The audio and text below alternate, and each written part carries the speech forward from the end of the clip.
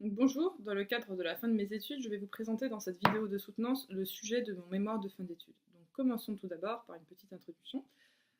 Donc au cours du XXe siècle, on a fait face à une accélération massive du processus de mondialisation. Cela s'est caractérisé par une augmentation très forte de la concurrence. Les entreprises ont dû rechercher de nouveaux leviers de réduction des coûts, de production et d'achat. Donc afin de rechercher ces réductions des coûts, les entreprises ont tout d'abord commencé par délocaliser, donc ce qui s'appelle l'offshoring, puis sous-traiter. La sous-traitance leur a permis aussi de se recentrer sur leur cœur de métier. Et aujourd'hui, on fait de plus en plus face à l'outsourcing, c'est-à-dire les achats dans les pays à bas coût, donc notamment les pays de l'Est et les pays d'Asie. Donc les pays à bas coût, qu'on peut aussi appeler LCC, Low Cost Country, ce sont les régions où le coût de la main-d'œuvre est faible. Donc c'est la Chine, l'Europe de l'Est, les autres pays d'Asie, l'Amérique du Sud et l'Afrique du Nord. Donc on peut se demander, avec cette nouvelle stratégie, quel est l'impact au niveau de la supply chain des entreprises et notamment au niveau des risques. Donc le thème de mon mémoire de fin d'études était quels sont les risques associés à une supply chain réalisée dans les low-cost countries, notamment dans le domaine de l'énergie. Donc rapidement, je vais vous présenter le plan. Donc nous allons voir dans trois axes différents, c'est mon mémoire. Donc dans le premier axe, vous allez voir les différents risques encourus suite à la mise en place de la supply chain dans les low-cost countries. Dans un deuxième axe, les stratégies développées pour limiter les risques. Et dans le dernier axe, les facteurs clés de réussite dans le domaine de l'énergie. Puis on terminera avec une conclusion.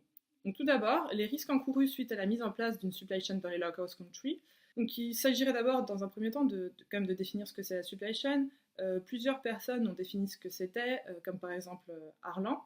Globalement, on peut définir la supply chain comme étant le management des différents acteurs intervenant dans les différentes étapes de production du produit. En amont, déjà, ça se caractérise par l'approvisionnement. Donc communément, c'est mettre le bon produit au bon moment, au bon endroit, au meilleur coût. Et qu'est-ce que c'est le risque? Donc la norme ISO 31000 de 2010 a défini le risque comme étant un effet de l'incertitude sur l'atteinte des objectifs. Donc cet écart peut se traduire positivement ou négativement par rapport à l'atteinte des objectifs.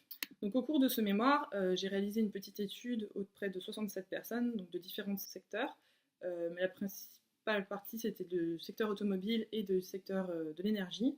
Donc 88,6% de ces personnes estiment que les risques liés à un sourcing réalisé dans les pays à bas coût sont plus élevés. Donc on peut alors se demander quels sont les risques encourus. Donc slide 5, je vais vous présenter tout d'abord les risques liés au panel fournisseur. Les risques liés au panel fournisseur sont divers, donc ils se caractérisent d'abord par les risques géopolitiques et économiques. 31,3% des personnes interrogées lors de mon enquête estiment que les entreprises s'exposent à des risques économiques importants. Et 50,7% de ces personnes jugent les risques géopolitiques importants. Et il est vrai que dans les pays à bas coût, les normes, les standards, les lois et les politiques ne sont pas les mêmes du tout qu'en Europe. Donc on peut prendre l'exemple de la Chine et du Mexique. Donc pour les risques politiques, la Chine, selon la COFAS, présente un risque de terrorisme élevé et un risque social élevé, tandis que le Mexique a une fragilité politique et sociale très forte du fait de la présence de criminalité très élevée.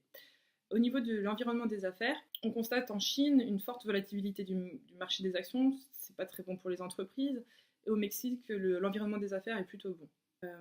Donc on se rend compte que il y a quand même des risques géopolitiques et économiques importants, donc il est nécessaire de les prendre en compte avant de sélectionner le fournisseur. Donc ça sert à rien d'aller dans un pays où les risques politiques et économiques sont très élevés pour l'entreprise. Elle ne va pas s'exposer à ces risques inutilement. Peut-être qu'il y a d'autres fournisseurs dans d'autres pays qui sont plus intéressants.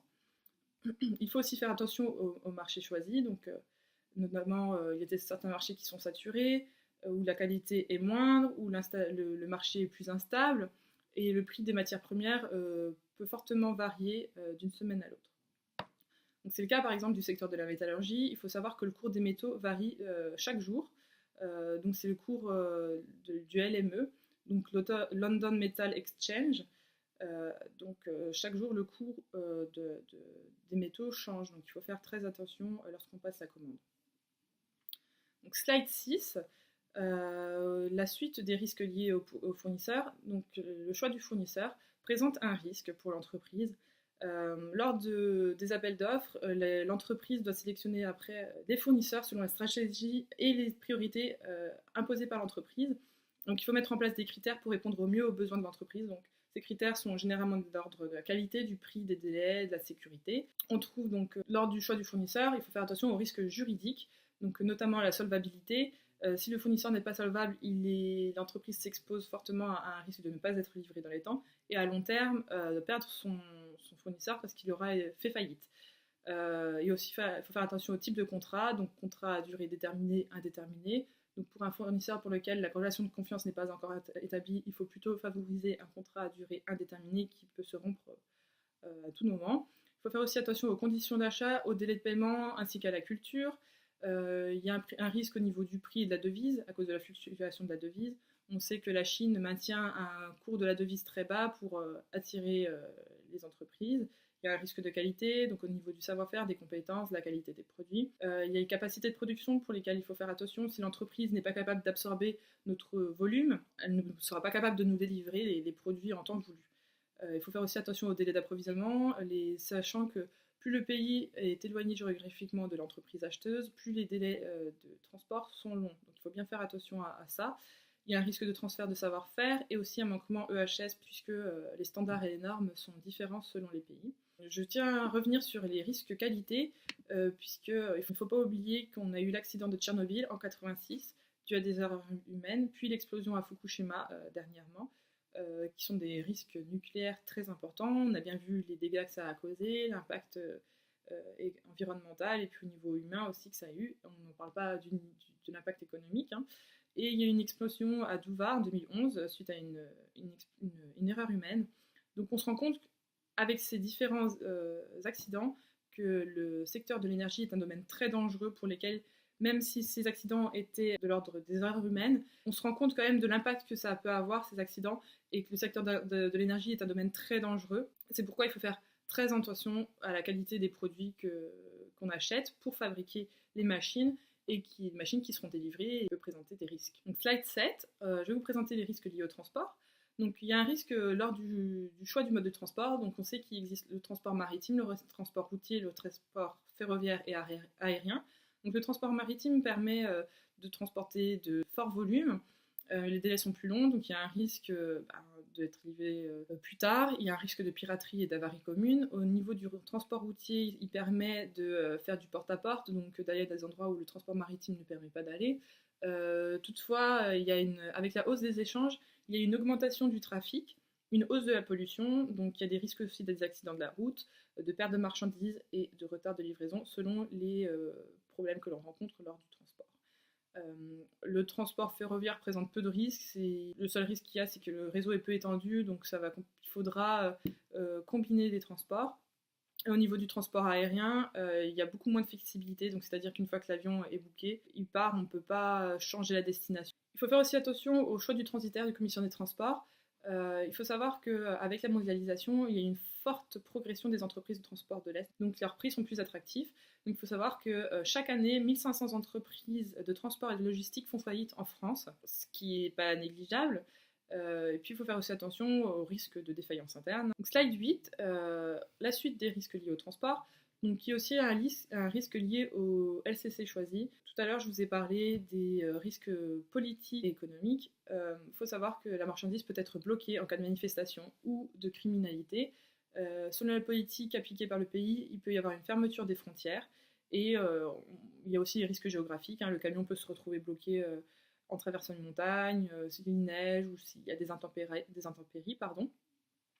Enfin, il peut y avoir des risques liés à la douane. Donc, au fur et à mesure des échanges, les processus de douane se sont allégés pour faciliter les échanges internationaux. Mais les pièces peuvent être bloquées s'il y a un document qui manque ou si la douane a un doute. Donc ça a un impact sur la production. Il peut y avoir aussi une perte d'ordre productif si les pièces ne sont pas livrées dans les temps auprès de l'entreprise. Donc slide 9, nous allons voir les risques liés à la réception qualité. Avec cette stratégie de sourcing dans les pays à bas coût, il faut faire des contrôles plus rigoureux. Donc, il est vrai que les pays à bas coût ont une réputation de délivrer des produits de mauvaise qualité. Dans le domaine de l'énergie, comme j'ai dit tout à l'heure, il faut impérativement que les produits soient qualitatifs. Il y a eu, il y a quelques années, un scandale avec l'acier produit en Chine et en Russie, qui était vendu beaucoup moins cher. Donc il faut faire attention à la qualité. Donc on peut du coup réaliser des contrôles à la réception de la marchandise, c'est même d'ailleurs très fortement conseillé.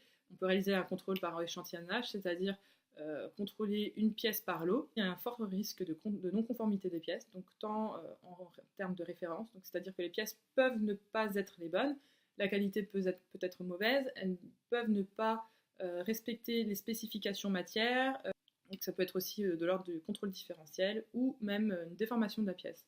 Il faut faire attention aussi aux coûts cachés. Donc, il faut savoir que l'émission des non-conformités, ça a un coût pour l'entreprise acheteuse, puisqu'elle va mettre à disposition une personne qui va remplir la non-conformité. Il va falloir l'envoyer au fournisseur, il va falloir négocier avec le fournisseur. Il peut aussi y avoir un coût caché si les pièces sont renvoyées chez le fournisseur, donc les pièces non conformes. Hein. Donc il y a une perte d'heures productives pour l'entreprise puisqu'elle n'a pas à disposition ces pièces pour produire. L'entreprise peut aussi reprendre elle-même ces pièces pour les mettre en conformité, donc ça implique aussi des coûts. Donc en slide 10, je vais vous présenter les risques en interne. Donc la stratégie de sourcing dans les pays à bas coût nécessite une bonne anticipation du besoin. Il se peut que les prévisions des ventes soient erronées. Ça implique pic de volume non prévu. Donc les mauvaises prévisions de vente impliquent des quantités commandées par les approvisionneurs, des quantités fausses, une planification qui est du coup mauvaise, une organisation en interne à revoir, donc en termes de disponibilité des moyens humains et matériels pour la production. Ça implique du coup une incapacité à répondre à la demande en risque interne, des risques liés aux ressources et aux capacités, donc moyens matériels, humains, capacité de production. Pour produire des machines nucléaires, par exemple, il faut des pièces, des machines qui pèsent très lourd, donc il y a un renforcement du sol pour éviter tout effondrement. Et comme ce sont des installations très anciennes, on ne peut plus déplacer les machines, donc la ligne de production n'est pas optimisée. Donc il faut des ponts, il faut des moyens de manutention indispensables pour pouvoir produire. Si une machine ou un pont ou un moyen de manutention est en panne, la production peut carrément être stoppée. Il en va de même s'il y a des manifestations, c'est ce qu'il y a eu en 2016 à Alstom à Belfort, manifestations qui ont stoppé la production des turbines. Donc en slide 11, je vais vous présenter donc l'indisponibilité du système d'information, donc toujours un risque lié en interne à l'entreprise. Donc le système d'information de nos jours est très important, c'est lui qui permet à chacun d'avoir les informations en temps voulu. Ça passe du coup par les EDI, l'ERP, le suivi qualité peut aussi se faire par ce système d'information, notamment par les plateformes collaboratives. Le système d'information est désormais l'interface avec les différents maillons de la chaîne logistique. Les sociétés sont de plus en plus connectées entre elles afin de faciliter l'échange d'informations. Donc, le système d'information est désormais un point de management de l'activité de l'entreprise très important. Donc, si le système est défaillant, cela peut impacter l'activité de l'entreprise. Donc, je vais désormais dans cette partie vous présenter les stratégies développées pour limiter les risques. Donc, c'est le deuxième axe. Il faut savoir que 76% des entreprises utilisent la stratégie de sourcing dans les low-cost countries. Donc, par exemple, à General Electric à Belfort, les achats indirects dans les pays à bas coût représentent une très faible part des achats, alors que les achats directs dans les pays à bas coût étaient de 38% en 2014 et de 43% en 2017. Donc on voit une certaine évolution et on sait très bien que cette tendance va fortement évoluer. Slide 13.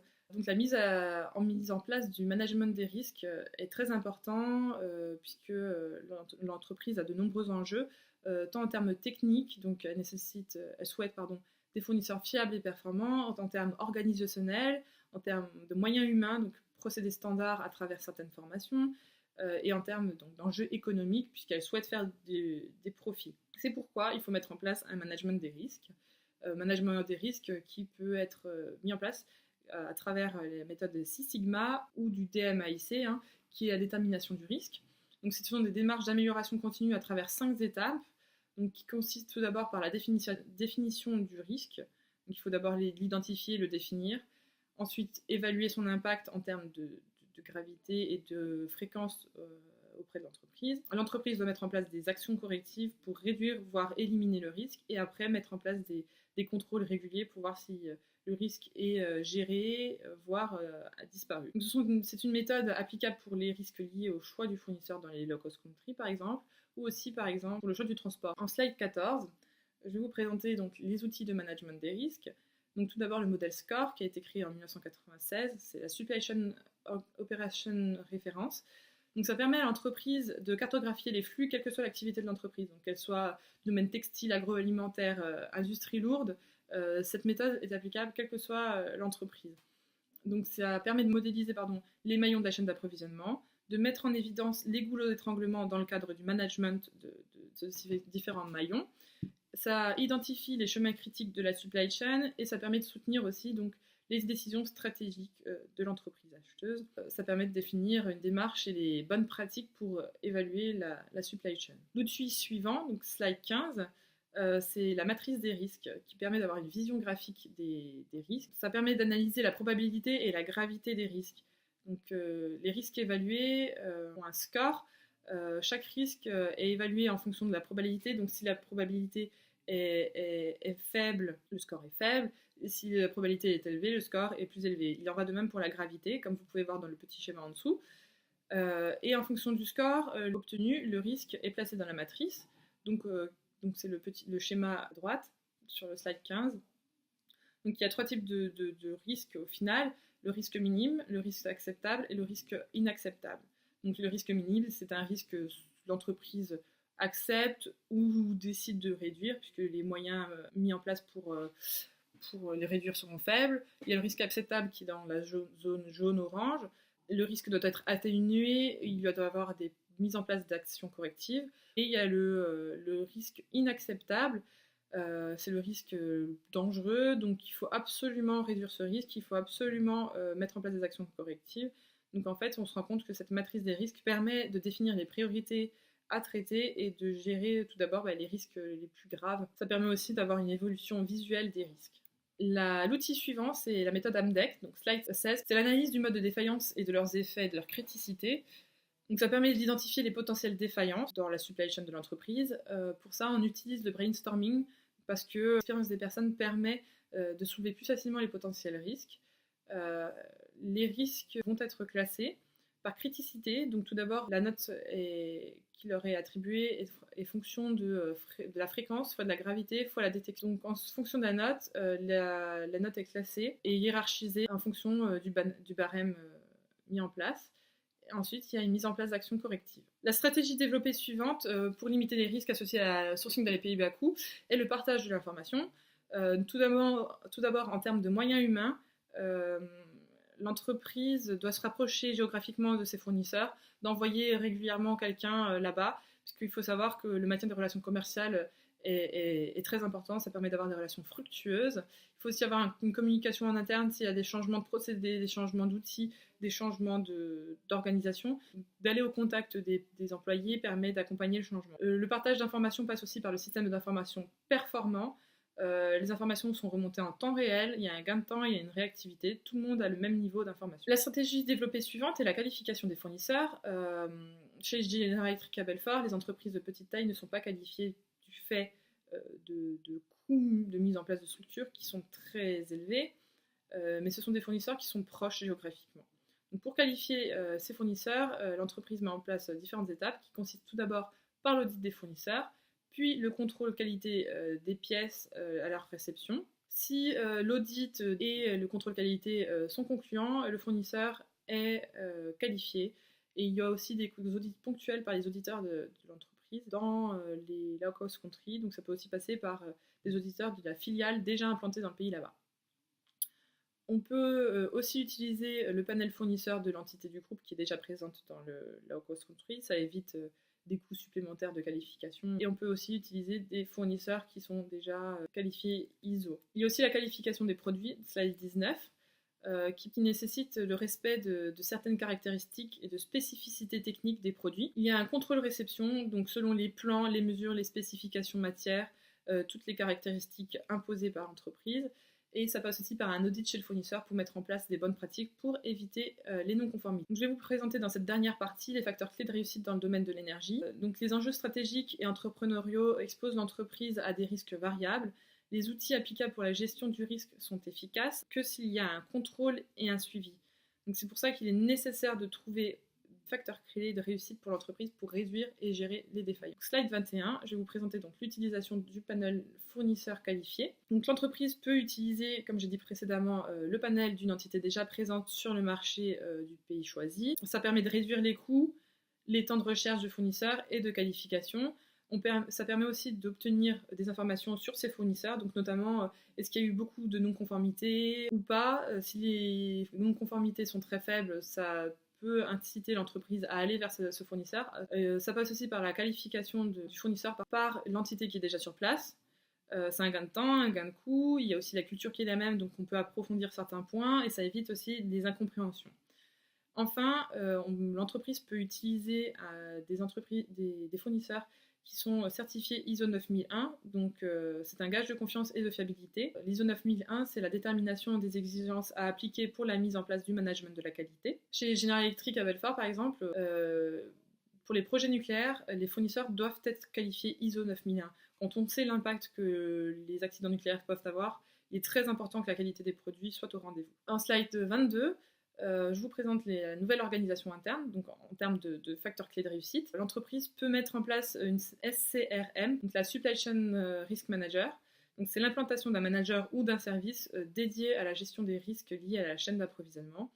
Donc ce manager est chargé de prendre en compte les différentes menaces, les différents risques qu'il va récolter auprès des managers de la chaîne d'approvisionnement, puisque c'est eux qui sont les plus à même de savoir quels risques sont associés à leur activité.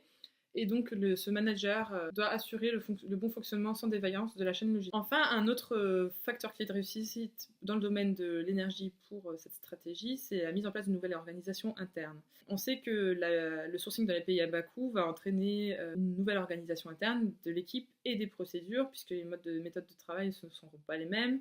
Il faut un suivi plus approfondi.